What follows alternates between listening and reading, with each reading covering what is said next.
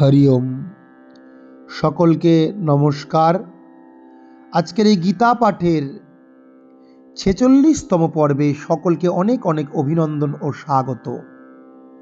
আমরা এতদিন ধরে গীতা পাঠের 43, 44 ও 45তম পর্বে গীতার 47, শ্রীমদ্ভগবদ্গীতার দ্বিতীয় অধ্যায়ের 47 নম্বর, 48 এবং 49 নম্বর শ্লোকে ক্রমে আমরা নিষ্কাম কর্ম এবং এই নিষ্কাম কর্ম অনুশীলনের মধ্য দিয়ে কর্মফলের আকাঙ্ক্ষাকে ত্যাগ করা এবং ভগবানের শরণাগতি প্রার্থনা করা, তা আমরা জেনেছি।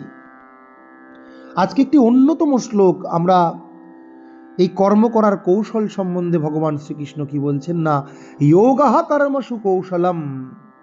এই নিষ্কাম কর্মযোগী কিন্তু কাজের ক্ষেত্রে একমাত্র কৌশল বা একমাত্র সফলতার চাবিকাঠি, যা ভগবান শ্রীকৃষ্ণ বারবার স্মরণ করাচ্ছেন। আজকে আমরা দ্বিতীয় অধ্যায়ে গীতার সাংখ্যযোগের 50 নম্বর শ্লোকে সেটাই জানছি। আমরা শ্লোকটি একবার ভালো করে অভ্যাস করব। বুদ্ধিযুক্ত জহাতিহ, বুদ্ধিযুক্ত জহাতিহ, উভে সুকৃতে দুষ্কৃতে, উভে সুকৃতে দুষ্কৃতে, তস্মাদ যোগায় যুজ্যস্য, তস্মাদ যোগায় যুজ্যস্য, যোগঃ কর্মসু কৌশলম, যোগঃ কর্মসু কৌশলম। এর তাৎপর্য কি না, ভগবান শ্রীকৃষ্ণ অর্জুনকে বলছেন, যিনি ভগবত ভক্তির অনুশীলন করেন তিনি জীবনেই, ইহজীবনেই পাপ পুণ্য উভয় থেকে মুক্ত হন, মুক্ত থাকতে পারেন। সুতরাং হে অর্জুন, তুমি নিষ্কাম কর্মযোগের অনুশীলন করো। সেটাই হলো সর্বাঙ্গীন কর্মকৌশল, সর্বোত্তম কর্মের কৌশল, কর্মের উপায়।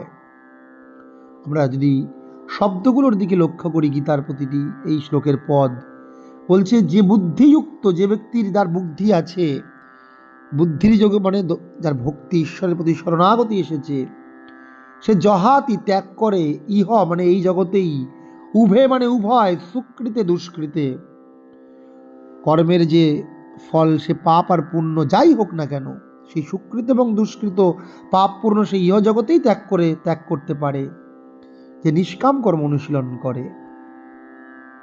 তস্মাদ হে, সুতরাং, যোগায়, সেই নিষ্কাম কর্ম অনুশীলনের মধ্য দিয়েই তুমি এই যুদ্ধ করো, কর্ম করো। যুজ্যস্য, তোমার যুদ্ধ করা উচিত। কারণ জানবে যোগী হচ্ছে একমাত্র, এই নিষ্কাম কর্মই হলো একমাত্র কাজের ক্ষেত্রে সর্বোত্তম, সর্বোৎকৃষ্ট উপায়। যোগঃ কর্মসু, যোগঃ কর্মসু কৌশলম। যোগী হচ্ছে কাজের ক্ষেত্রে একমাত্র কৌশল। অর্থাৎ তোমাকে ঈশ্বরের শরণাগত হতে হবে। তাই এর আগের যে 49 নম্বর শ্লোকে বলেছে, বুদ্ধ, এই ভক্তিযোগে তুমি তোমার চিত্তকে একাগ্র চিত্ত করে শরণামন্বিচ্ছ, তুমি ভগবানের শরণ লাভ, শরণাগতি পাওয়ার ইচ্ছা প্রকাশ করো। কিন্তু তুমি কৃপণ ব্যক্তিদের মতো ফলাকাঙ্ক্ষী বা ফলের হেতু হইও না। কৃপণাহ ফল হেতব, যারা কৃপণ ব্যক্তি তারাই কিন্তু একমাত্র এই কর্মফলের কারণ হয়। তুমি কর্মফলের কারণ হইও না। তুমি তোমার মনকে বুদ্ধিযুক্ত করো, ভক্তিযোগে অনুশীলনের মধ্য দিয়ে তুমি তোমার মনকে একাগ্রচিত্ত, মনকে ধীর স্থির করে তোলো।